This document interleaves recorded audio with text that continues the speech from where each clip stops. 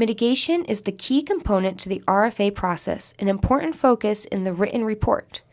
If you identify areas of concern or areas which need strengthening during your time with a family, you will need to narrate the concerns and discuss how the concerns have been mitigated in the written report.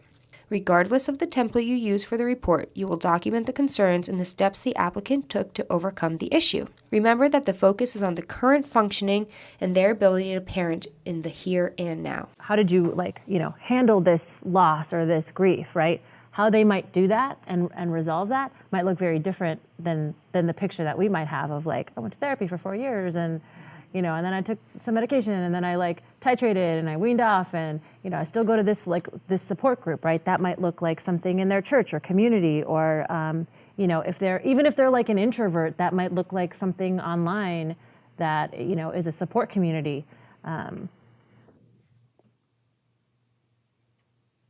But acknowledging. So we're talking about foundation here. I'm getting way ahead of myself, but we're just talking about, acknowledging the potential for that and that, and also being transparent about it. This document will be shared with you so that, any concerns that come up along the way are not going to be surprises. We're going to walk through this together.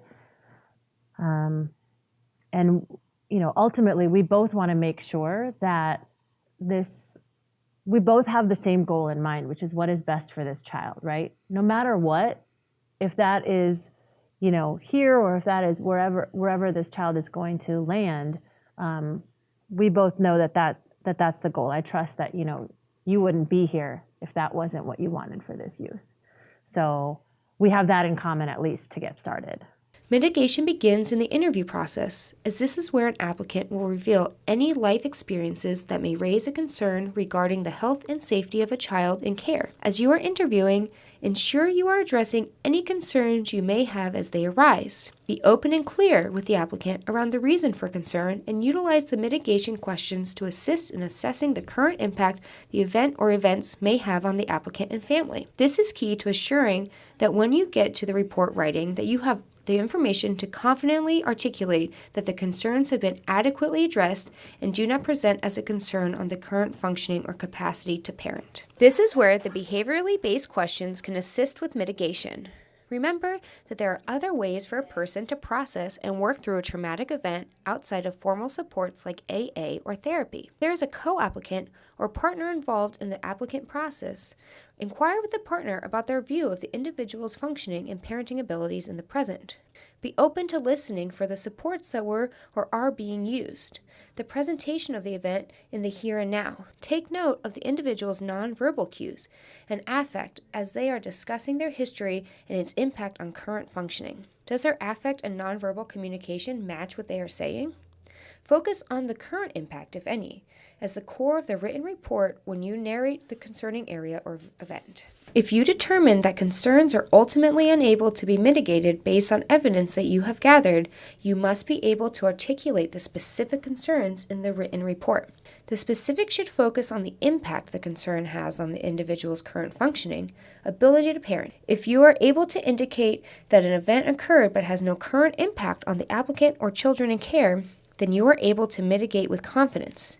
If there appears to be a current impact on functioning, you are able to make recommendations in order to assist in addressing the issue. For example, you may recommend that an applicant take parenting classes or attend a support group to provide additional support to the applicant, which will assist in the ability for the applicant to strengthen a potential concern. Examples of questions you can ask the applicant are: 1.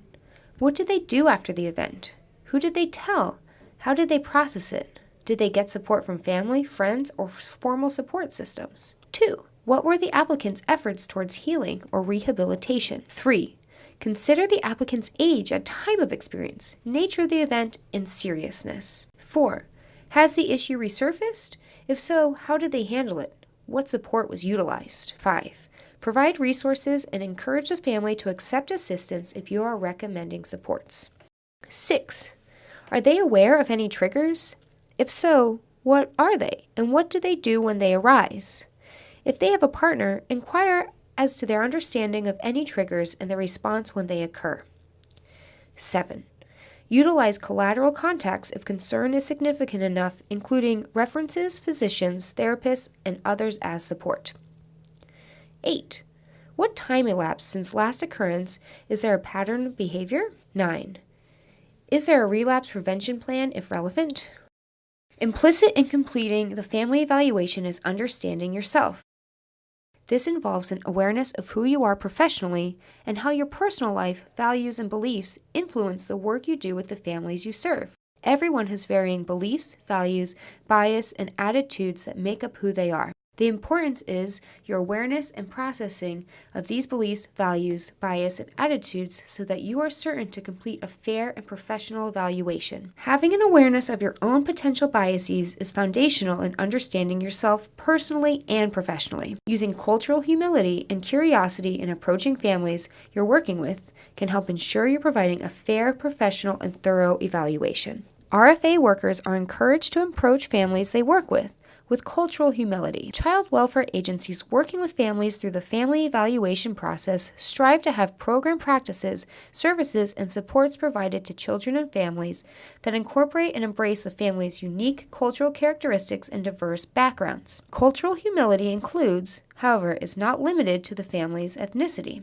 Cultural humility also includes respecting and seeking to understand each family's unique home environment, parenting style, communication style, neighborhood, family roles, socioeconomic status, sexual identity, etc. In being culturally humble, RFA workers can approach families with respect, while acknowledging differences between each other and any potential barriers for building rapport. These barriers could include power differentials, families' past negative experiences with child welfare agencies, generational differences, ethnic differences, and more. The process of the family evaluation should be shared experience where the worker and the family are working as a team to meet the children's best interests. This includes involving the family in as much decision-making as possible, respecting their histories, and being sensitive when addressing difficult information. In using cultural humility, you're able to show the family their significant value in this process.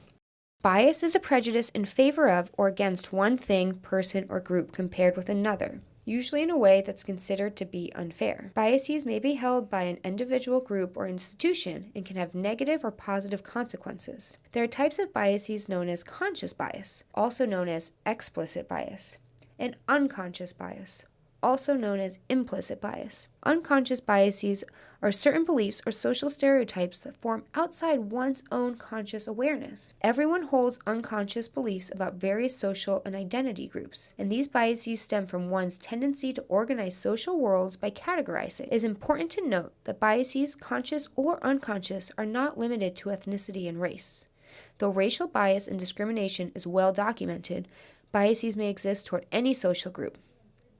One's age, gender identity, physical ability, religion, sexual orientation, weight, and many other characteristics are subject to bias. Past personal and professional experiences can also shape the biases one has. Supervision can be used to explore the impact one's bias may be having on their ability to evaluate a family in a neutral manner. RFA workers are encouraged to discuss their biases or potential biases with their supervisors to gain a better understanding of how it may be impacting their work. Curiosity can be used as an antidote to bias.